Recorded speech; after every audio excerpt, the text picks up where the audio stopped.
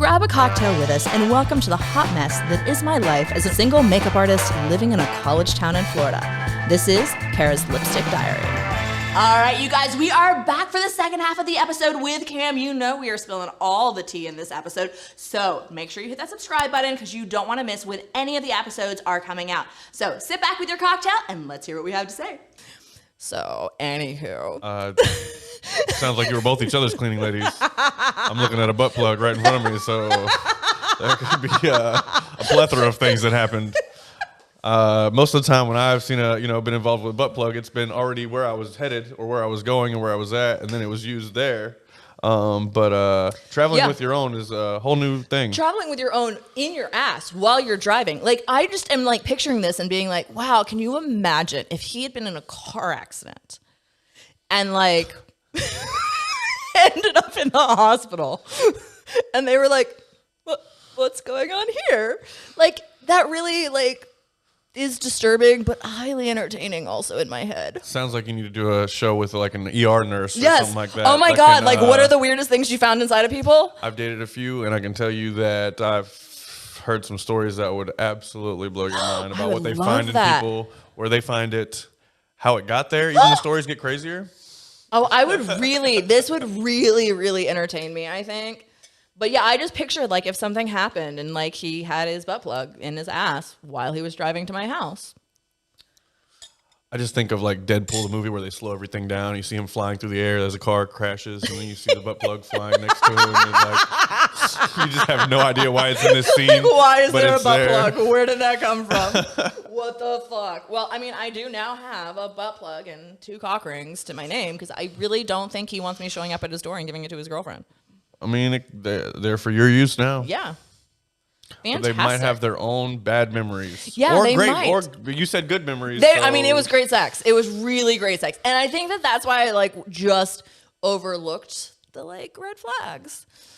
Because maybe you should try to date a little longer or a little more. I know, but that's somebody a little more. I'm really bad at that, Cam. You just want to use us all as pieces of meat. Yes, I do. What is this?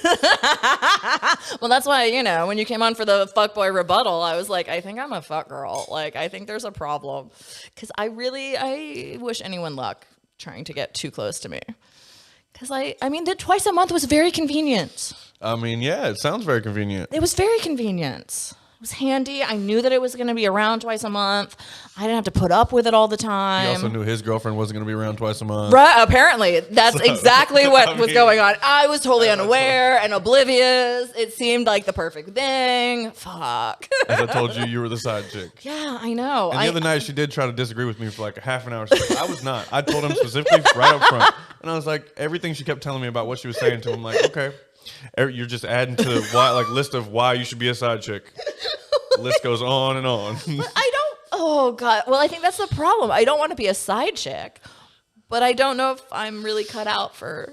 But you have commitment issues, probably. Is also the other problem. I mean, I understand them because I've also had them. So I mean, we've been there. At least you have an understanding. Call me out on my commitment issues. I do have them. I also am 41 years old and very set in my ways at this point. So, like, I just wish anyone luck. And you can't call him daddy issues because you wouldn't even call him daddy. So it's definitely not daddy issues. It's more like mommy issues. But that's a whole nother story. Whole nother story in and of itself. But yeah. And then recently I went on a date and the dude literally 20 minutes into dinner, which he showed up too late, by the way. Never do that. Don't do that. Don't do that. Show up early. Be there before me. Like, don't show up late. Literally got up after his salad to go outside and vape and just like left me sitting there. And I was like, and this was after like we had tried to like talk, but it was like I'm chatty. I can have a fucking conversation with this goddamn wall. If I can't have a conversation with you, like we've got kind of a problem. Yeah, I've never had the conversation stop. Right. Yeah. We sit and talk for like hours and like, then we're like, oh shit, it's been like 4 hours. Maybe we should like, leave. But like, dude, it was so bad. Like literally I'm talking. He cuts me off from telling the same story 3 times. So finally I just stopped. Like, we done. I'm just going to sit here and stare at you. Like, simple as that. And then literally like 20 minutes into dinner, he just goes outside to vape and like doesn't come back for like 10 minutes. And I'm just like sitting there like, What the fuck is happening? Well, he's already making bad decisions in his life. Kids, Yeah. don't vape. Okay, keep going. Please tell that to my crew. My crew needs to hear this. Like, tell them not to stop vaping. I mean, I can't say much. I've done a lot of bad things in my life. I mean, we all have at this point. I mean, shit. Done a lot of things. But anyways, that was not a good turnout either. And then I taught him how to make me squirt, and then he thought it was like a toy. This is the new guy? The newest one? Yeah. Well, I mean, I went on one date with him. He was able to. At least you were able to teach him. I feel like that's not something you can usually do. Well, you know? so I did. So as women, we don't really have a fucking clue what the hell our bodies do. And when guys are like, "Tell us what to do," it's like, I don't know what to tell you what to do because I have no fucking clue what's going on. But Dr. John did teach me how to make myself squirt like pretty much on cue, which is really fucking amazing. And so then I taught this guy, and then it was like I'd given him like a new like wind-up toy. And like he couldn't stop playing with it, and I was like, "Oh, we're now this is getting really like." But is it a bad thing? I mean, it's enjoyable, made, you know. but it was like too many. Like it was like we weren't doing anything else, and I was like, the one thing that gets you off is what yeah. And I was like, "Oh, we're just gonna keep doing the same thing on repeat." So like, guys, don't do that either. Like, I'm glad you found a new toy. It's enjoyable that it's my vagina, but let's do more than that. I can understandable. I mean, sex is all about changing it up. Right. It's all about, in my opinion, if you're a guy listening to this, I would say always. We have a large male viewership. You always have to slightly take control, no matter who. It's just, I feel like Agreed. I don't know if it's the way that we've been developed as children, or it's our, in our genetics as, dudes. Primates or something. I don't know, but I feel like you have to take a little bit of control and just be down to communicate, listen, and make it happen. Right. Well, and like, so here's my thing. Like, obviously, we know I'm a slight control freak also. But in the bedroom, I don't want to be like a full control freak over the situation. Now, if I say no to something, you better fucking listen. But I want to like let you take some control over it, move things around, change things up. And if I feel like I'm the one doing the work and then nothing's happening, then like... I think, in my opinion, just in my own experiences, I'd say women like spontaneous, controlled interactions in the bedroom. Yes. Yeah. If that makes any I agree. sense. No, I 100%. Yes. That's a really good way of describing it, actually. Like, in my head, I plan to do this next. Yes. But I put you there. Yes. And then we got there. Yes. Yes. That is exactly the way it should be. And not the same position every time. Because this was also the same position every time. Even if you only know like 3 positions, just do them in a different order, please. Yes, change it up. Change it up. Missionary every position. Like this dude also, I was like, okay, we've been a missionary twice now. Like let's rotate this. So we now know that's our position, guys. I was like, okay, let's switch this up. And I tried to do like doggy style, and he like stopped and put me back in missionary. And I was like, First off, why? Thank you. Thank you. Guy, I just have to ask why. Thank you. And I've got an ass. Like, I think most dudes find that enjoyable. But no, it was immediate. Flip that thing back over. It was very odd. I mean, people like what they like. We're all creatures of, habit. Habit. One position. Sounds like he went to church. Oh, that's true. Probably. Didn't think about that. Oh. You are a sweet guy. But, Hey. I grew up in church, too. And then you learned a few things in the bedroom. Okay. Yeah. So, okay, cool. Anyway, so what's going on in your life, Cam? Oh boy, my life. My life is pretty up in I say up in the air. I just planned like my next like 3 trips, if anything. Oh, that's exciting. exciting. A nice thing. Yeah, I'm going to Colorado in February. Very beginning of February, going to Colorado again. He goes to Colorado a lot. Middle of March. I do a lot of snowboarding. But you get you broke things. Oh, my earring just fell out. That was fun and exciting, you guys. Well, Spontaneous moment of earrings flying out of my ear. And it's controlled. Spontaneous and controlled. Remember that. But yeah, no, I got those 2 trips because, I always buy a ski pass. So snowboarding is something I've picked up I'm about pretty 5 years sure ago. I would die if I can't get this back in my ear. I'm pretty sure I would die skiboarding, snowboarding, or skiing. Like, I grew up. Whatever you want to call it. Fuck that earring. It's not going back in. Anyways, I grew up, I was totally obsessed with Natasha Richardson, and she was on Cabaret, and I was so into that because I was such a little theater kid, and she died skiing. And so I've never wanted to ski. And then Sonny Bono died skiing, and all these people die skiing, and I just do not find this something that I want to attempt to do. being an athlete, it's something like it's like a new sport that I picked up that I can actually still do, and so it's something I love. And it's cold. I don't do cold. I love it. I guess because I grew up in the beaches, the springs. The rivers. I like the beaches. beaches. Now that I have the mountains, I've grown to love them a little more. No, I like the beaches where it's hot. But I can say I'm at least going. I'm literally getting off a plane.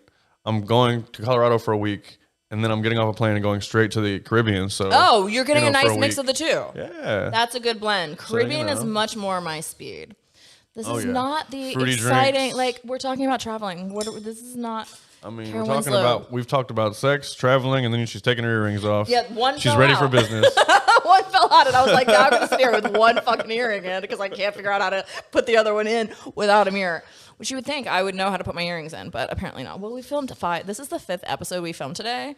And so, I've had a few of these. Well, I've just had one. Yeah, you already drank it all. What do you think? Of course you drank it all. We're not quitters around here. You're making me do this episode, and... I'll take yours too. Give me that. You want a sip? I'll take this one.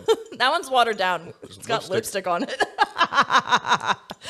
Well, I'll take my drink back. Thank you. Well, did I traumatize you too much today, Cam? No, not too much. I'm used to you at this point, so I kind of know what to expect. I love that you're like, I'm used to you. I mean, I'm sorry. I'm used to the brightness. I'm a hot mess. The random conversations that go in all directions. But, it's always a fun time. I'll always have a smile on my face. And I appreciate it. Like, he literally creates all the cocktails for the show for me, which is amazing since we know that I can't in the first season where I was finding things online and, like, they tasted like cough syrup. I'm really thankful for you, like, helping to make decent tasting cocktails. She still might make some that taste like cough syrup. Shut up. I do not. I still mess them up. Like, I really am like, please don't watch the opening credits, Cam, because I may have messed up several of the cocktails while filming them. It's okay. But anyways, thank you for being my new, like, straight dude to talk to. I really appreciate you. Oh, thanks. I'm glad that I'm a straight dude. I know there's a few people out there upset about this. You do have the gays do like you. I mean, I love the gays. Yeah, I do too. I actually because I'm so secure of my own sexuality. Well, and before I joined BNI, which is a networking group that I'm in, I didn't even know a straight guy. So like, I appreciate having a straight guy to talk to. I know that sounds crazy, but it's true. I worked in theater, events, fashion. You're looking at me like. I mean, like you're in shock, but I mean, are you really? No, not at all. I mean, it's more of a shock that I have so many gay friends, I guess, but No, like I think it's fabulous. That's what I like about you. All right, well, now that I've made you talk about all sorts of random ass shit and made you uncomfortable as hell because you've gotten twitchy several times, which actually entertains me. I'm sorry. Kind of mean of me. This is probably why he says I'm intimidating. Don't mean to be intimidating. Oh, I'm not intimidating. I swear I'm not. He's like, yeah. It's more or less the butt plug in front of me that's intimidating. But he's like, some dude's butt plug is sitting right there. Okay, well, Cam, thank you for helping me make my drinks and coming on my show and me making things really awkward for you. I really appreciate you. I mean, I love that you just bring me on here with no idea of what I'm going to be talking about, no idea where it's going to go, and we just go from there. I don't tell anyone. I know, and that's what's the scariest part. I get so nervous. I don't even know what to do with myself. Yeah, I don't warn people like where we're going with the conversations ever. So. Well. We've been there. Yeah, we have. It's been good. We've been right there. Yeah, there's a butt plug. There's a butt plug with 2 cock rings on it right here. Highly entertaining, if you ask me. So yeah, check that out. It's going to be on the album cover. Dr. John, thanks so much for the donation for sex toys. I really appreciate it. Much appreciated. Anyways, thank you for coming on the show. You guys, thank you guys so much for watching. Make sure you hit that subscribe button. And otherwise, you're going to miss out because we're now releasing every week. So don't miss out. Hit the subscribe button. Thanks. Bye.